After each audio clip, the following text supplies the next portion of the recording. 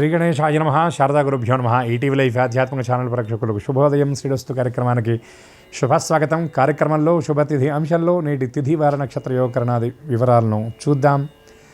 ఆంగ్ల తేదీ 30వ తేదీ 8వ నెల 2024 సంవత్సరం శుక్రవారం. స్వస్తి శ్రీ చాంద్రమాన శ్రీ క్రోధినామ సంవత్సరం దక్షిణాయనం. వర్ష ఋతువు శ్రావణమాసం కృష్ణపక్షం ద్వాదశి తిథి తెల్లవారుజామున 3:35 వరకు. తదుపరి త్రయోదశి.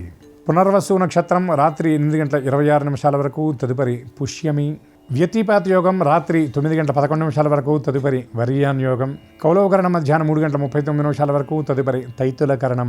వర్జ్యం ఉదయం 8:14 నుండి 9:51 వరకు. తిరిగి వర్జ్యం తెల్లవారుజామున 4:41 నుండి రేపు ఉదయం 6:23 వరకు. దుర్ముహూర్తం ఉదయం 8:31 నుండి 9:21 వరకు. తిరిగి దుర్ముహూర్తం మధ్యాహ్నం 12:38 నుండి 1:27 వరకు. అమృత ఘడియలు సాయంత్రం 5:59 నుండి 7:37 వరకు. ఇటు రాహుకాలం ఉదయం 10:30 గంటల నుండి 12 గంటల వరకు. యమగండ మధ్యాహ్నం 3 గంటల నుండి 4:30 గంటల వరకు. ఇక ఈనాటి తిథివార నక్షత్రాలను అనుసరించి చేయదగినటువంటి దేవతోపాసన గురించి చూచినట్లయితే దానికంటే ముందు కొన్ని పంచాంగాలను అనుసరించి కొన్ని సంప్రదాయాలను అనుసరించి ఈనాడు మాధ్వ వైష్ణవ ఏకాదశిని కూడా జరుపుకోవడం జరిగింది. తెల్లవారుజామున సూర్యాస్తమయానికి 4 గడియల ముందు వరకు ఏకాదశి ఉంది కనుక వారు ఆ ఏకాదశి వ్రతాన్ని కూడా ఆచరించడం జరుగుతుంది. ఇక ఈనాడు ద్వాదశి తిథి. ఇది విష్ణుదేవతాత్మకమైనటువంటి తిథి. విష్ణు పురాణం మొదలైనటువంటి గ్రంథాలను మనం చూచినట్లయితే ద్వాదశి నాడు విష్ణుదేవతారాధన చేయడం కోసమే పూర్వాంగంగా ఏకాదశి ఉపవాసం చేస్తారని, ఏకాదశి వ్రతం అంతా కూడా ఏర్పాటు చేయబడ్డది అని మనకి తెలియజెప్తున్నటువంటి విషయం. ద్వాదశి నాడు చేసేటటువంటి విష్ణుదేవతారాధనలో చాలా అత్యంత విశేషమైనది ఏమిటంటే సాలగ్రామ పూజ చాలా విశేషంగా చెప్పబడుతుంది. సాలగ్రామ స్వయం విష్ణు అని సాలగ్రామంలో విష్ణువుని ప్రత్యేకంగా మనం ఆవాహన చేసి ఉద్వాసన చేయవలసినటువంటి అవసరం లేదు. ఎందుకంటే సాలగ్రామంలో విష్ణువు నిరంతరం కూడా కొలువై ఉంటాడట. అటువంటి సాలగ్రామాన్ని అర్చించినటువంటి తీర్థాన్ని కనుక తీసుకున్నట్లయితే సాలగ్రామ శిలా వారి పాపహారి విశేషత ఆ జన్మకృత పాపానాం ప్రాయశ్చిత్తం దినే దినే అని శాస్త్రవచనం. సాలగ్రామం మీద నుండి పడ్డటువంటి జలం వారి పాపహారి విశేషత విశేషమైనటువంటి పాపాలను కూడా హరించి వేస్తుందట. ఆ జన్మకృత పాపానాం, ఆ జన్మ అంటే ఈ జన్మే కాకుండా పూర్వజన్మలు ఏవైతే ఉన్నాయో ఆ వాటి నుండి మనతో పాటు వస్తున్నటువంటి ఆ కర్మశేషం, ఆ వాసన వాయిసాలు ఏవైతే ఉన్నాయో అవన్నీ సాలగ్రామ తీర్థగ్రహణం ద్వారా తొలగిపోతాయని శాస్త్రవచనం.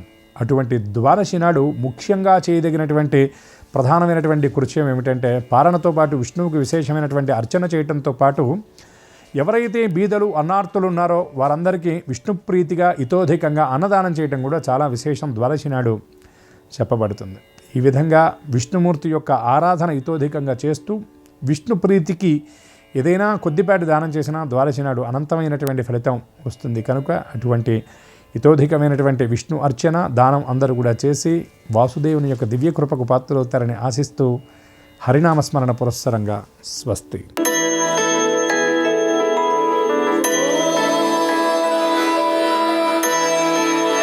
ఈటీవీ లైఫ్ ఆధ్యాత్మిక ఛానల్ ప్రేక్షకులందరికీ నమస్కారం. శ్రీరస్తు కార్యక్రమంలో గ్రహయోగం అంశానికి స్వాగతం. ఈనాటి గ్రహయోగం అంశంలో మేషాది ద్వాదశ రాశి వారికి కలిగే శుభ అశుభ ఫలితాల్ని, అవసరమైన సందర్భాల్లో ప్రత్యామ్నాయ మార్గాల్ని తెలుసుకుంటారు. అంతేకాక ఈరోజు ఏ రాశి వారికి ఏ దిక్ప్రయాణం లాభకరమో, ఈరోజు వైష్ణవ మాధ్వ ఏకాదశి, అంతేకాక శ్రావణ శుక్రవారం అయినటువంటి కారణంగా మహాలక్ష్మి అనుగ్రహం ఏ ఏ రాశి వారికి ఏ ఏ విధి విధానాలని ఆచరించడం ద్వారా కలుగుతుందో ఆ విశేషాల్ని, ఏ రంగు దుస్తుల్ని ధరించినట్టయితే ఏ రాశి వారికి అన్ని కార్యాలు నిర్విఘ్నంగా పరిపూర్ణం అవుతాయో, దీంతోపాటు ఏ సంఖ్య అదృష్ట సంఖ్యగా ఏ రాశి వారికి పరిణమించబోతుందో ఆ విశేషాలన్నింటినీ క్రమంగా తెలుసుకోబోతారు. ముందుగా నేటి పంచాంగం. ఈరోజు బహుళ ద్వాదశి శుక్రవారం, నక్షత్రం పునర్వసు. ఇక నేటి గ్రహస్థితిని పరిశీలించి చూస్తే వృషభంలో గురుడు, మిథునంలో కేతువు చంద్రుడు, కర్కాటకంలో బుధుడు, సింహంలో రవి, కన్యలో శుక్రుడు కేతువు, కుంభంలో వక్రీకరించిన శని, మీనంలో రాహువు ఉన్నారు. ఈ గ్రహస్థితి ఆధారంగా ద్వాదశ రాశుల వారికి కలిగే శుభ అశుభ ఫలితాలని క్రమంగా తెలుసుకుందాం. ముందుగా మేషరాశి.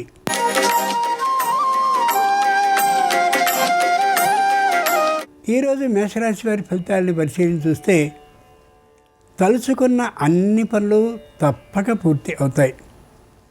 విశేషమైనటువంటి శ్రద్ధని చూపించగలుగుతారు. ఎదుటివారు వంచన చేసేటటువంటి ఆలోచనలో ఉన్నారనే విశేషాన్ని గమనించి ముందే జాగ్రత్త పడిపోతారు. వాయిదాలని వేసుకోవడంలో, ప్రయాణం విషయంలో ఏమాత్రము వెనుకాడరు. వృత్తి వ్యాపారాలని ఎలా పెంచుకోవాలనేటటువంటి తీరు ఆలోచనల్ని చేసుకుంటూ కనిపిస్తారు. నిరుద్యోగులకి తప్పక ఉద్యోగం లభించే అవకాశం గోచరిస్తోంది. ఏ విధమైనటువంటి తొందరపాటుతనం లేకుండా నిదానంగా ఉంటూ కుటుంబంలో ఐకమత్యాన్ని అన్ని వైపుల నుంచి పరిరక్షించుకుంటూ కనిపిస్తారు. శ్రావణ శుక్రవారం సందర్భంగా మేషరాశి వారు మహాలక్ష్మిని గంధజలంతో అభిషేకించినట్టయితే వ్యాపార లాభం కలుగుతుంది. తూర్పు దిక్ ప్రయాణం అనుకూలం. కలిసి వచ్చే రంగు తెలుపు. అదృష్ట సంఖ్య 2.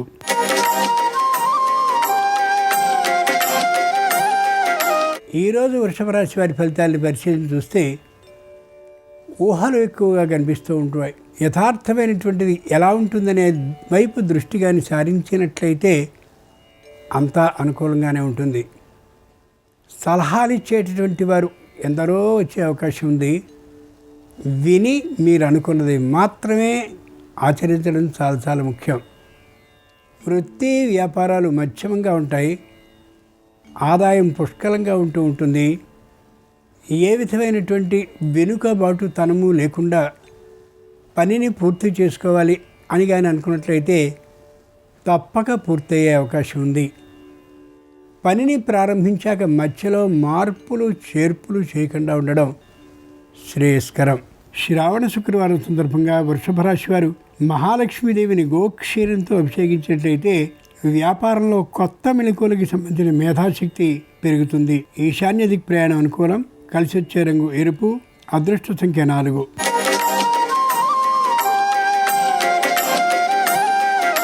ఈరోజు మిథున రాశి వారి ఫలితాలని పరిశీలించి చూస్తే మంచి క్రమశిక్షణతో ఉంటారు. సకాలంలో పనిని పూర్తి చేయాలనే గట్టి ఆలోచనతో ఉంటారు. విషయాన్ని జాగ్రత్తగా దాచడంలో గుంఫనతనాన్ని పాటించే కారణంగా పై అధికారులకి మరింత చేరువయ్యే అవకాశం ఉంటుంది. వ్యక్తి మీద విశ్వాసం బాగా పెరిగేటటువంటి కారణంగా సంస్థ ఎక్కడైతే పనిచేస్తున్నారో ఆ సంస్థ వారికి మంచి అవకాశం కలుగుతుంది. వీరిని పైకి ఇంకా తీసుకువెళ్ళడం కోసమని. వృత్తిలో ఆదాయం బాగుంటుంది. వ్యాపారంలో ఆదాయాన్ని పెంపొందించుకోవడం కోసం బాగా కృషి చేస్తూ కనిపిస్తారు. నిరుద్యోగులకి ఉద్యోగ లాభం ఉండి తీరుతుంది. విద్యార్థులు తమ ప్రతిభ ఆధిక్యాన్ని ప్రదర్శించుకోవడం కోసం సర్వ ప్రయత్నాల్ని చేస్తారు. శ్రావణ శుక్రవారం సందర్భంగా మిథున రాశి వారు మహాలక్ష్మీదేవిని పుష్పజలంతో అభిషేకించినట్లయితే ధైర్య లాభం అవుతుంది. దక్షిణ దిక్ ప్రయాణం అనుకూలం. కలిసి వచ్చే రంగు పసుపు. అదృష్ట సంఖ్య 9.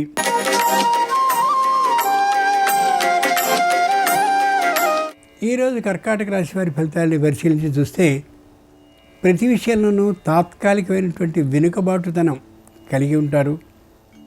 గృహంలో శుభకార్యాలు జరుగుతూ ఉండేటటువంటి కారణంగా ఆర్థికంగా వ్యయం కాస్త పెరిగే అవకాశం గోచరిస్తోంది. బంధుమిత్రుల రాకపోకలు విశేషంగా కనిపిస్తూ ఉంటాయి. కొత్త సూచనలు ఎందరో ఇస్తూ ఉంటారు, కానీ వాటిని ఏమాత్రమూ తీసుకోకూడదనే గట్టి ఆలోచనతో ఈ రాశివారు ఉంటారు. ఎక్కడో ఉన్నటువంటి స్థలంలో గృహ నిర్మాణాన్ని చేయాలనేటటువంటి ఆలోచన మెల్లగా జరుగుతూ వాయిదా పడుతూ ఉంటుంది. కానీ ముందు నాటికి తప్పక అది సానుకూలపడే అవకాశం గోచరిస్తోంది. అత్యాశాభావం ఏమాత్రం ఉండదు. వృత్తి వ్యాపారాల ఆదాయం చక్కగా ఉంటుంది. అయితే తగినంతటి కృషిని మాత్రం చేసినట్లయితే మరింత పెరిగే అవకాశం ఉంది. శ్రావణ శుక్రవారం సందర్భంగా కర్కాటక రాశి వారు మహాలక్ష్మీదేవిని ఫలరసాలతో అభిషేకించినట్టయితే ఆర్థికమైనటువంటి వనరులు అనుకోకుండా సమకూరుతాయి. నిర్ణీత దిక్ ప్రయాణం అనుకూలం. కలిసి వచ్చే రంగు నలుపు. అదృష్ట సంఖ్య 6.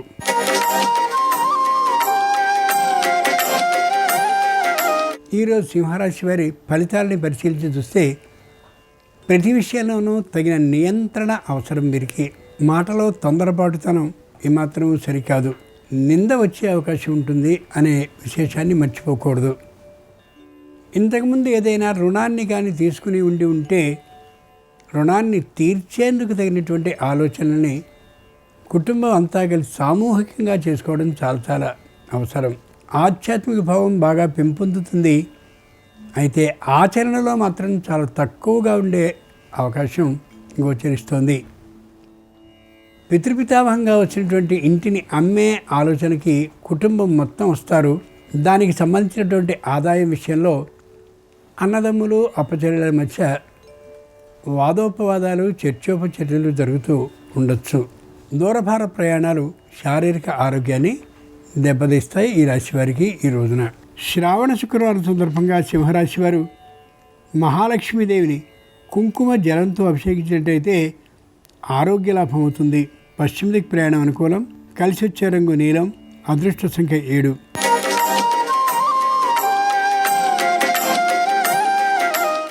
ఈరోజు కన్యారాశి వారి ఫలితాలను పరిశీలించి చూస్తే మానసికంగా ఏదో ఆలోచిస్తూ కనిపిస్తూ ఉంటారు.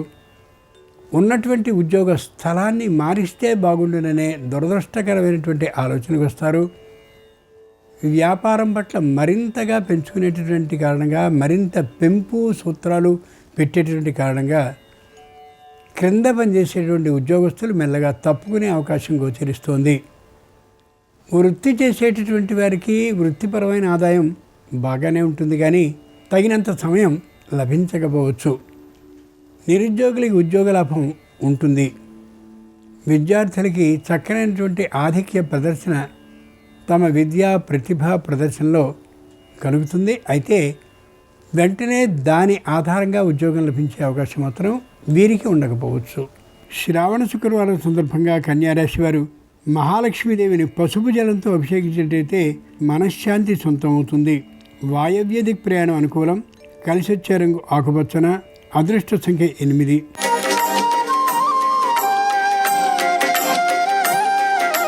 ఈరోజు తులారాశి వారి ఫలితాలను పరిశీలించి చూస్తే ప్రతి విషయంలోనూ మధ్యస్థంగా ఉంటారు. ఏకపక్ష నిర్ణయాన్ని చేయడానికి ఇష్టపడరు. తల్లిదండ్రులతో తాత్కాలికంగా వచ్చినటువంటి విరోధాన్ని బయటపడనీయకుండా జాగ్రత్త పడతారు.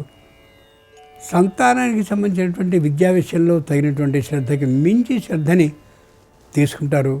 న్యాయస్థానంలో మళ్ళీ పూర్వపు వివాదానికి సంబంధించినటువంటి పునఃపరిచయాల కోసం మళ్ళీ న్యాయస్థానానికి అభ్యర్థన పెడితే అది అంగీకరింపబడకపోవచ్చు. వీలైనంత వరకు రాజీ మార్గంలో సంపూర్ణంగా ఆ సమసిపోయేలా చేసుకోవడం మంచిది తప్ప తిరిగి మళ్ళీ న్యాయస్థానానికి వెళ్ళడం ఏమాత్రం సరైనటువంటి పని కాకపోవచ్చు. శ్రావణ శుక్రవారం సందర్భంగా తులారాశి వారు మహాలక్ష్మీదేవిని శుద్ధ జలాలతో అభిషేకించినట్లయితే రుణ సమస్యలు తొలగిపోతాయి. ఉత్తర దిక్ ప్రయాణం అనుకూలం. కలిసి వచ్చే రంగు పసుపచ్చన. అదృష్ట సంఖ్య 5.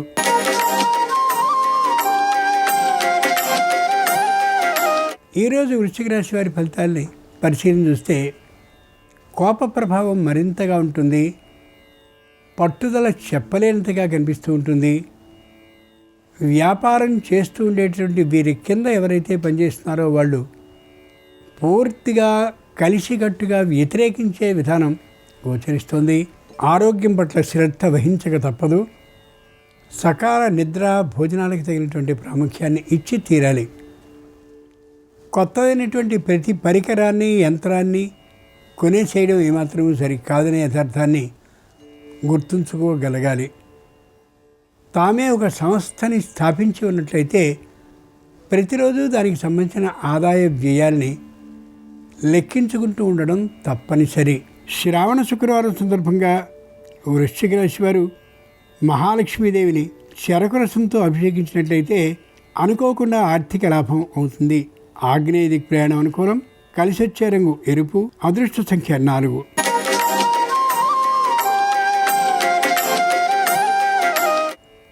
ఈరోజు ధనురాశి వారి ఫలితాలను పరిశీలన చూస్తే అనుకున్న పనులన్నీ అనుకున్నట్లుగా అవుతాయి అని అనుకోవద్దు. కాదు అనే అభిప్రాయంతో ముందు జాగ్రత్త చర్యలు తప్పనిసరి. క్రింది అధికారుల మీద ఆధిపత్య ప్రదర్శన చేయడం వల్ల ఇబ్బంది కలిగే అవకాశం ఎక్కువగా ఉంది.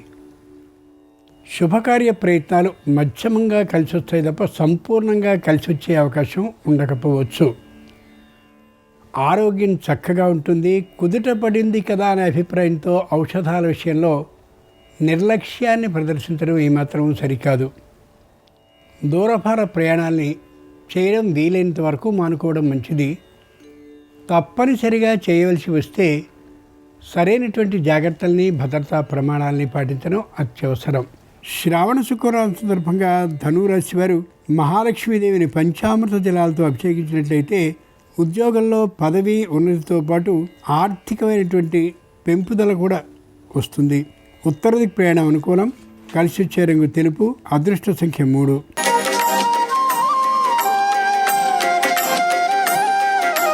ఈరోజు మకర రాశి వారి ఫలితాల్ని పరిశీలించి చూస్తే ప్రతి విషయంలోనూ ఖచ్చితమైనటువంటి జాగ్రత్తల్ని, భద్రతా ప్రమాణాలని పాటించి తీరాల్సిందే.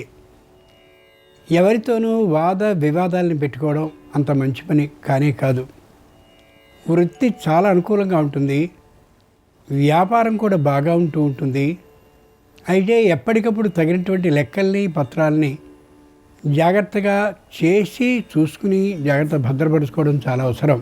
ప్రభుత్వ అధికారుల నుండి కానీ లేదా ఇతరులైనటువంటి వారి నుండి కానీ లెక్కలకు సంబంధించినటువంటి పరీక్షలు చేయవలసిన అవసరం రావచ్చు. వాటి నుండి ఏ విధమైనటువంటి ఇబ్బందులు కలగకుండా ఉండేలా తగిన విధంగా ఎప్పటికప్పుడు సిద్ధంగా ఉండడం అవసరం. వంచన చేసేటటువంటి ఆలోచనలు చెప్పేవారిని దూరంగా పెట్టండి. చేసేటటువంటి ప్రతిపని ధర్మబద్ధంగా ఉండేందుకు మాత్రమే కృషి చేయడం చాలా అవసరం. శ్రావణ శుక్రవారం సందర్భంగా మకర రాశి వారు మహాలక్ష్మీదేవిని పరిమళ జలంతో అభిషేకించినట్లయితే ప్రతిభ, ఆధిక్యత సిద్ధిస్తుంది. తప్పక ఉద్యోగ లాభం ఉంటుంది. తూర్పు దిక్కు ప్రయాణం అనుకూలం. కలిసొచ్చే రంగు నలుపు. అదృష్ట సంఖ్య 8.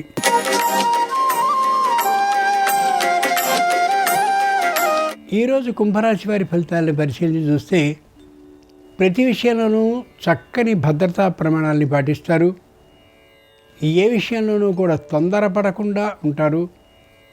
సంతానానికి సొమ్ము పంపవలసి వచ్చినప్పటికీ కూడా చాలా జాగ్రత్తగా ఆ విషయాన్ని పూర్తి అయ్యేలా చేస్తారు. అప్పు ఏమాత్రము చేయకుండా ఉండేలాగా తగినటువంటి ప్రణాళికను వేసుకుని ప్రణాళికని తూచా తప్పకుండా పాటించి రుణ భారం లేకుండా చేసుకోగలుగుతారు. వ్యావసాయికమైనటువంటి ఆదాయం కోసమని విశేషమైన శ్రమను చేస్తారు. కానీ అన్ని వస్తువుల ధరలు పెరిగిపోయేటటువంటి కారణంగా వ్యావసాయిక ఆదాయం అనేది ఈ రోజుకి వచ్చే అవకాశం తక్కువ. వర్షాల్లో తడవడం, చలిగాలికి నిలబడుతూ ఉండడం కారణంగా శారీరకమైనటువంటి శ్వాసకోశ వ్యాధి వచ్చే అవకాశం ఉంది. జాగ్రత్తగా ఉండి తీరాల్సిందే. శ్రావణ శుక్రవారం సందర్భంగా కుంభరాశి వారు మహాలక్ష్మీదేవిని తేనె నీరుతో అభిషేకించినట్టయితే గృహలాభం అవుతుంది. ఉత్తర దిక్కు ప్రయాణం అనుకూలం. కలిసి వచ్చే రంగు నీలం. అదృష్ట సంఖ్య 1.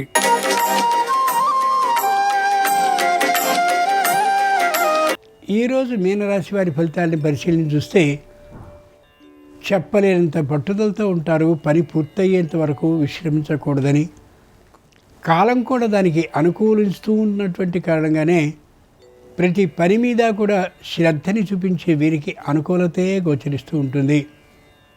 కుటుంబంలో ఉండేటటువంటి వారు కూడా ఒక సందర్భంలో పట్టు విడవవలసిందిగా చెప్పినప్పటికీ కూడా విడిచే అవకాశమే ఉండదు. ఇష్టం కూడా వీరికి ఉండదు. తప్పక విజయ సంప్రాప్తి అవుతుంది. కొద్దిగా ఖర్చు పెట్టవలసినటువంటి చోట ఎక్కువగా ఖర్చు పెట్టే అవకాశం గోచరిస్తుంది. కాబట్టి వీలైనంత వరకు తక్కువ ఖర్చుతో పని పూర్తయ్యేలాగా ప్రయత్నాన్ని చేసుకోవాలి. పై అధికారులు అనుకూలుగా ఉంటారు. క్రింద పనిచేసే ఉద్యోగులందరూ కూడా అనుకూలుగానే ఉంటారు. ఆ కారణంగా ఉద్యోగ జీవితంలో ఏ విధమైన ఇబ్బందిని పొందే అవకాశం లేనే లేదు. శ్రావణ శుక్రవారం సందర్భంగా మీనరాశి వారి మహాలక్ష్మీదేవిని కొబ్బరి నీళ్ళతో అభిషేకించినట్టయితే న్యాయస్థానంలో విజయం లభిస్తుంది. ఈశాన్య దిక్కు ప్రయాణం అనుకూలం. కలిసొచ్చే రంగు తెలుపు. అదృష్ట సంఖ్య 3. ఇవి ఈనాడు ద్వాదశ రాశుల వారికి కలిగే శుభ అశుభ ఫలితాలు. ఈ రోజున మాధ్వ వైష్ణవ ఏకాదశి అయినటువంటి కారణంగాను, శ్రావణ శుక్రవారం అయినటువంటి సందర్భంగాను సర్వరాశుల వారికి మహాలక్ష్మి అనుగ్రహం సంపూర్ణంగా ప్రాప్తించాలని ఆ తల్లిని ప్రార్థిస్తూ స్వస్తి.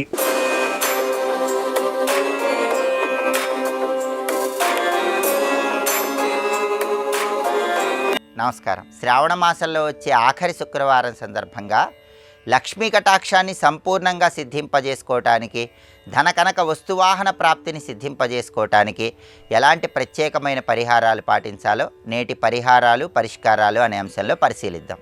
శ్రావణ మాసంలో వచ్చే ఆఖరి శుక్రవారం సందర్భంగా గృహంలో పూజ చేసే సమయంలో పసుపు రంగు గవ్వలకు సంబంధించిన ప్రత్యేకమైన పరిహారం పాటించాలి.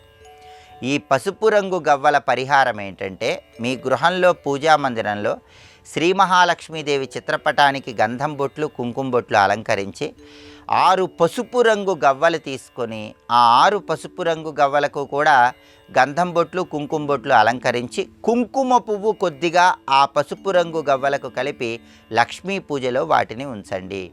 లక్ష్మీ పూజ పూర్తయిన తర్వాత ఆ 6 పసుపు రంగు గవ్వలు ధనం దాచుకునే బీరువాలో దాచిపెట్టుకోవాలి. ఇలా చేయటం ద్వారా సంపూర్ణంగా లక్ష్మీ కటాక్షాన్ని సిద్ధింపజేసుకోవచ్చు. అదేవిధంగా శ్రావణ మాసంలో వచ్చే ఆఖరి శుక్రవారం సందర్భంగా ఈరోజు దగ్గరలో ఉన్నటువంటి అరటి చెట్టు దగ్గరకు వెళ్ళి అరటి చెట్టు మొదట్లో ఆవు నెయ్యితో దీపాన్ని వెలిగించండి. ఇలా చేస్తే విశేషమైన ధనలాభాన్ని సిద్ధింపజేసుకోవచ్చు.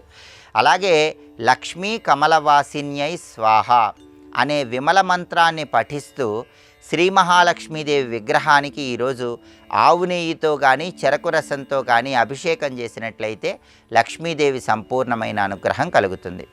అలాగే లక్ష్మీ కటాక్షాన్ని అందిపుచ్చుకోవటానికి ఈరోజు గృహంలో శ్రీ మహాలక్ష్మీదేవిని పూజించే సమయంలో గంధం రాసిన మారేడు దళాలతో శ్రీ మహాలక్ష్మీదేవికి పూజ చేసి దానితో పాటుగా శ్రీ మహాలక్ష్మీదేవికి కుంకుమ పువ్వు రంగులో ఉన్న కుంకుమతో కూడా పూజ చేయాలి. అలా చేసిన తర్వాత బెల్లం పొంగలి లక్ష్మీదేవికి నైవేద్యంగా సమర్పించాలి.